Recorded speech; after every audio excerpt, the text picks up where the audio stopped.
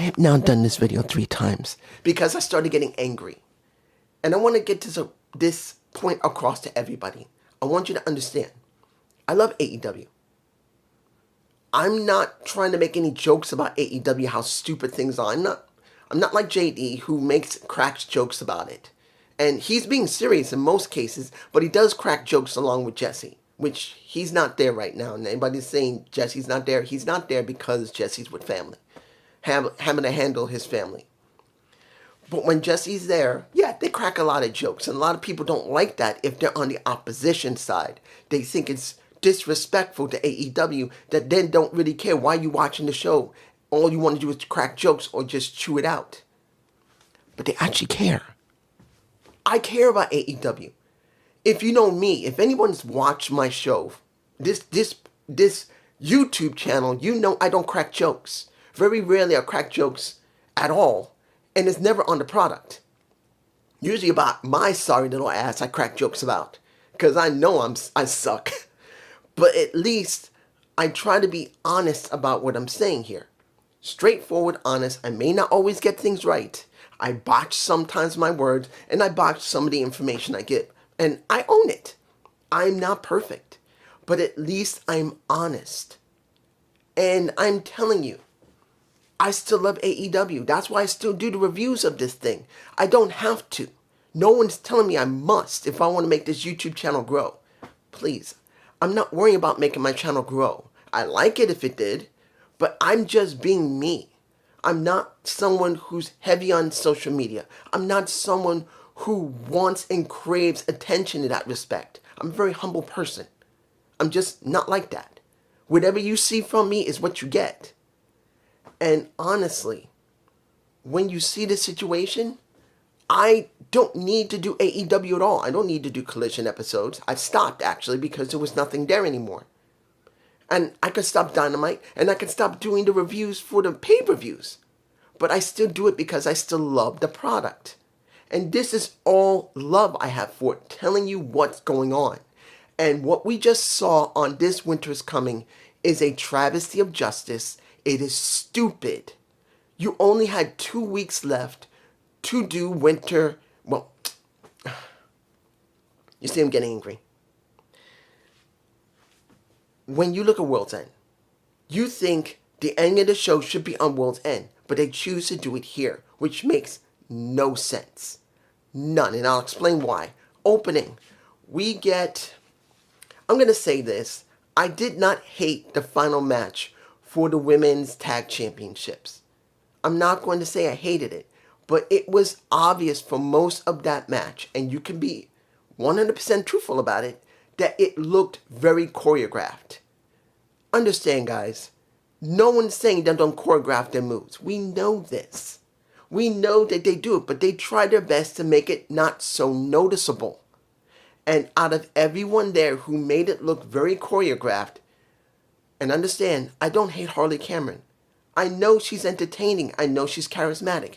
Yes, of course, she got the big tits. No one doesn't say they don't like big boobs. But when you look at Harley, she still is green. She's still roughly within 3 years, 2 to 2.5 years, I believe she's been in the business.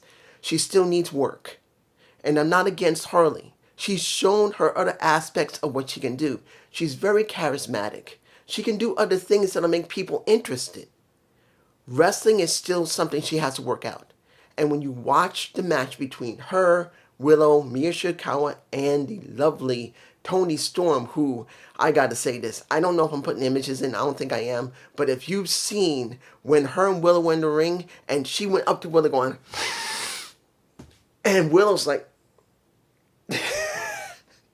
look, I'm not going to lie. That was freaking funny. I'm not going to lie about it. And who doesn't want to smell Willow? We know she's a damn good-looking woman. Let's be honest here. Out of all 4 women, all of them are great-looking women. Harley's got the greatest tits. Mia Shirakawa, who's got second in line, she's just a gorgeous-looking Japanese woman. So is, well, when you take off the makeup of a Toni Storm, she's beautiful too. But I'm not going to say Willow isn't damn hot. She is. She's a wholesome hot. Let's make that very clear. That's what she is. She's wholesome. She hot. And the match itself, when you went past the parts of Harley, was a decent tag match. But you gotta be honest. Harley is just not there yet. She's an okay wrestler that needs more work. She's only been in business 2 years and it's obvious she needs more polish when she's in that ring because legitimately she still waits for her spots for somebody else and doesn't seem to know how to adapt very well when something goes wrong. It's just how she is. It's just how Harley is. And in this situation with Harley, it just shows in the entire match, all the way down to where she's the one who gets the pin, if I remember correctly. Who's the one that got the pin? I think, was it Willow who got the pin? I think it might have been Harley. It's hard to remember. I've just blanked. But I think it was Harley. No, was it Willow? I can't even remember right now. But the point is, Harley needs work. The one who compensates in that match was Willow. Now, was it a bad match? No, it wasn't. And then seeing Renee Paquette, Miss Action Star at this point, because every time when a match starts, she's reporting it just like a regular, action commentator in a regular sports, who's down in the trenches with the players of any type of sport you got, saying what's about to happen. Mostly it looks like football, which kind of actually works for her. But when she interviewed them, the person that was put over the most was Harley, because supposedly something going on in the background with a little bit of Willow's 1 year of hell. Harley was there for her, and she put her over while she was bleeding from her mouth, and that was Harley. I'm not against it. There's no problem with it.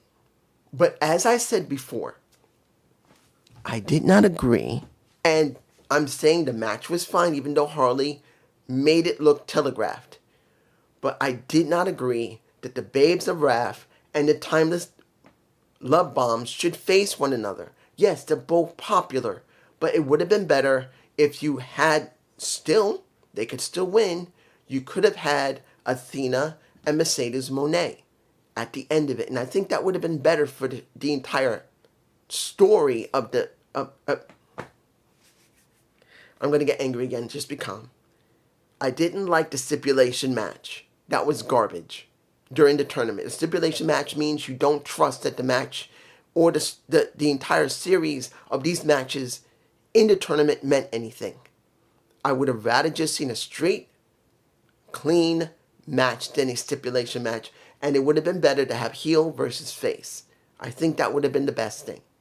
And then you could have done something with the Love Bombs later, but I can't make them change it, and this is what we got. Moving on. Blue League. We get Jack Perry versus Okada. Now, if you don't know, it was last week after Kevin Knight's match with... we still don't know what's going on with Darby Allin. It's not been revealed what the injury was, but he is out. After the Kevin Knight match, he went straight to the hospital, and he's now been released and is gone home. But they removed him from the league 100% and put in his place a little bit of Jack Perry. They didn't have a choice because Darby just cannot go right now.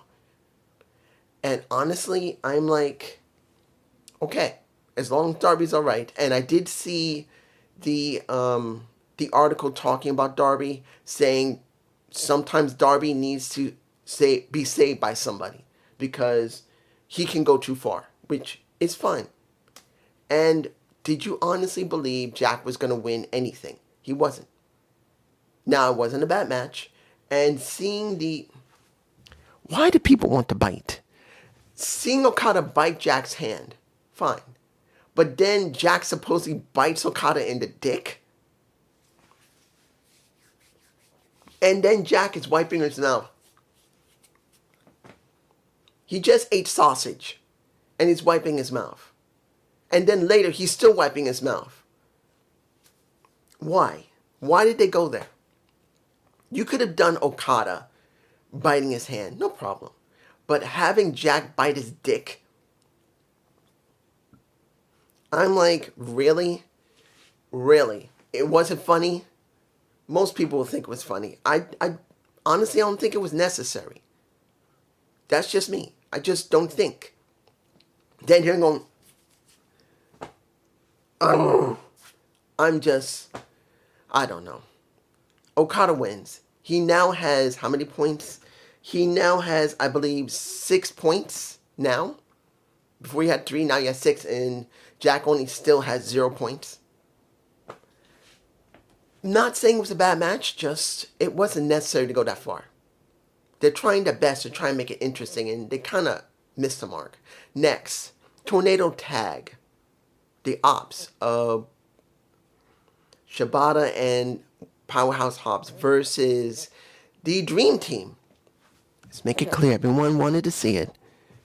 Of a little bit of Swerve and a little bit of Hangman, we got it. They basically tore up the place before they started the match. And in the end, Swerve gets the pin after those two stared at each other. That was Swerve and a little bit of Hangman staring at each other like they're ready to either rip each other apart or rip everybody else apart. And in the end, we got what we got. And did I believe Hangman did a good job saying he's coming back for the title? Yeah, he's fine. But the thing that we really need was Swerve. Swerve not saying anything was the major issue for me personally. Unless I missed it, which I could have. I don't think I did. But if Swerve didn't do an interview, Swerve didn't say anything. He's just been silent. Now, that could be a good thing because they want to try and build him getting back the title, and that is Hangman. So then you can have Swerve finally facing Hangman at Revolution. And that could be it. But I do believe he should have said something. Something. I'm just saying. Or Nana something. The match that had the most falls in it. And to be honest, I know everyone loved it. I felt it was overkill. That was Kyle Fletcher versus Speedball Mike Bailey. Yes, both of them are good workers in the ring. Both can do good spots. Both can also do good counters. Both can also play off each other, which they did. But let's be honest. Did they go too far with this match? Yes, they did. They did. There were way too many false pins. Way too many. And understand, it doesn't mean I don't like it when they have those type of spots. I'm the type of person like psychology in a match. And I don't always hate high-flying wrestlers, and I don't always hate wrestlers who do a huge amount of spots or huge amount of counters or fake falls. But in this match, there was so many. The best ending would have been, and let's be honest, the best ending would have been a draw. If you're going to go there, if you're going to make it that they could not beat one another, you might as well have done a draw. But they wanted Kyle to have those points, which I knew he was going to get the points. But in that situation where there was so many false falls, I believe that it would have been better that either one of them was knocked out and got counted out, or they would have done flat out a draw. That would have been the best option and would have pissed everybody off, but you know what? It would have been more believable. Either one of them gets completely knocked out and can't even be brought into the ring if they were outside and got counted out, and they were just out. Or a draw. I just didn't agree with it. Not because they both didn't work good or great. It was that they did too much of a good or great thing.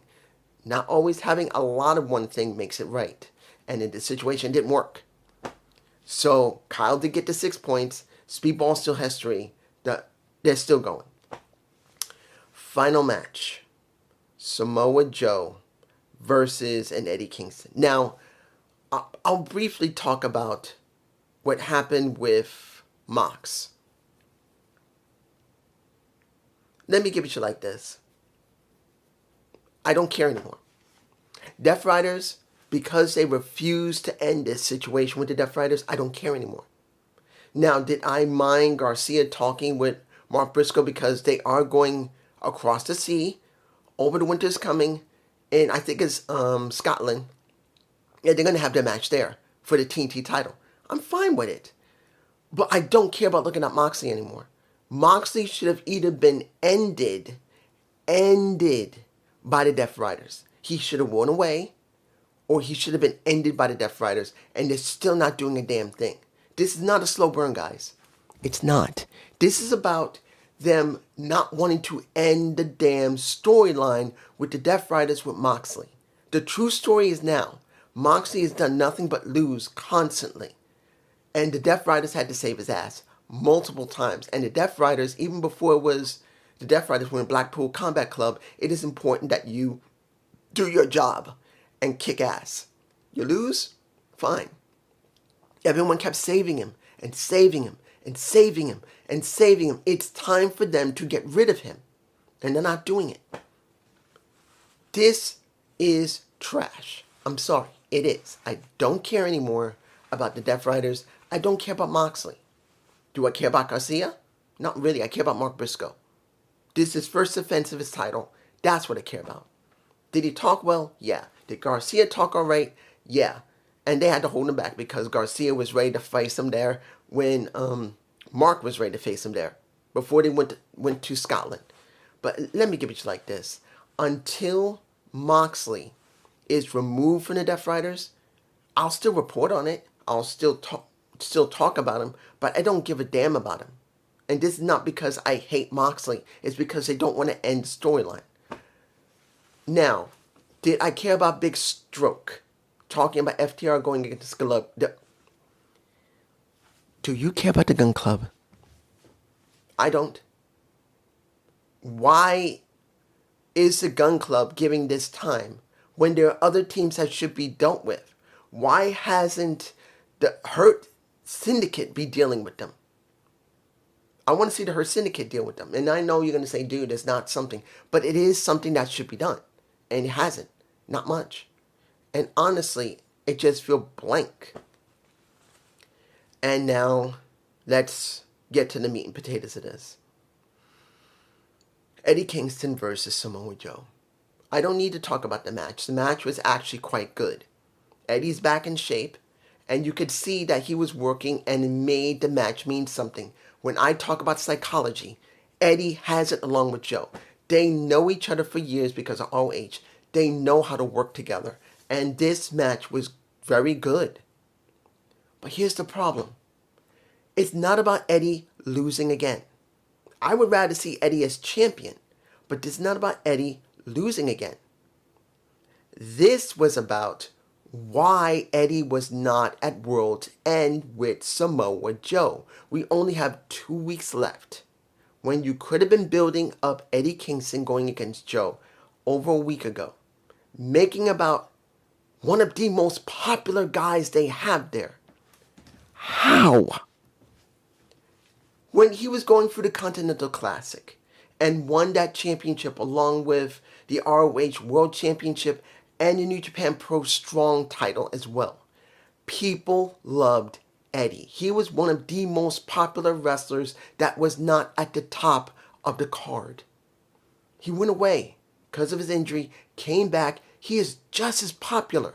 If you heard the cheers inside that arena, they were going ape shit over Eddie. And this is not about him winning that title. I want him to win. But the point is not about winning. It's about relevance. Winter is Coming was the most stupidest decision for this match. They should have done it at World's End. Build up Eddie to make him mean something. Make Eddie Kingston the Mad King, who is one of the most popular wrestlers they have. One of the best talkers they have next to a little bit of MJF. Come on. You know MJF is one of the best talkers there next to an Eddie Kingston. Of course, you got other people. You also got Swerve, who talks well. You also have, well, he's been getting pretty good now, and that is Hangman Adam Page. But you can't tell me that Eddie could have had World's End, and you should have given it to Eddie. It made the best sense because he was so over. And it's here. And it doesn't mean anything. And I'm like, what a waste. What a damn waste of potential for World's End. I don't care if Hangman was there. You could have done something with Hangman at Revolution.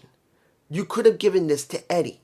Because I truly believe people would have really loved to see Eddie get a shot and have time to be built into it. I don't know about anybody else. I don't think JD is going to think the same way as me, or the Solid Monster, or Alex, or even Jesse. I don't think they see my point of view.